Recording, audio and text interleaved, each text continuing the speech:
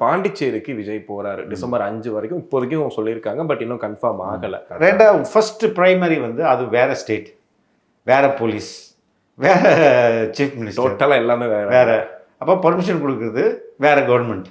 அப்போ எனக்கு நீங்கள் இங்கே இருந்தால் பர்மிஷன் தர மாட்டீங்க. இப்போ பாண்டிச்சேரி போனால் உங்கள்கிட்ட பர்மிஷனே கேட்க வேண்டியதில்லை.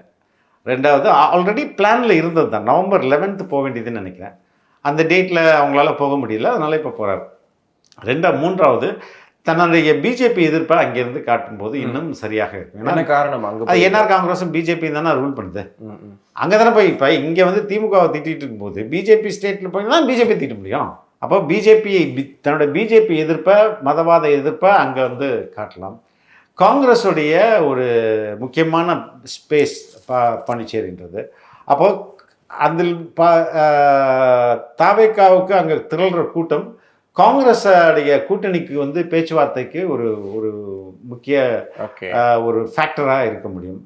இல்லைன்னா நம்மளே எங்கேயும் ஆட்சி அமைச்சு புசிய சிஎம் ஆகணும்னு நினச்சா கூட ஆக்கி விட்டுருவாரு. இல்லை அந்த அளவுக்கு அங்கே பாண்டிச்சேரி சும்மாவே வந்து நடிகர்கள் மேலே பயங்கர ஒரு பற்று இருக்கும் அங்கே. அதுவும் விஜய் வராருன்னா இன்னும் அங்கே அதிகமான விஷயம் இருக்கும். ஆமாம், அந்த ஸ்ட்ரீட்ஸ் எல்லாமே ஃபுல்லாகிறதுக்கு அவ்வளோ இது இருக்கும். பாண்டிச்சேரி ஒரு இன்னொரு திருப்பு முனையாக இருக்குமா விஜய்க்கு?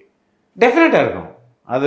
அதான் சொல்கிறேனே, அவர் வந்து விட்டா 2 ஸ்டேட்டையும் கைப்பற்றினாலும் வாய்ப்பு இருக்குது. ஓகே, அதுக்கான பிளான் தான் அங்கே இருக்குது. Could be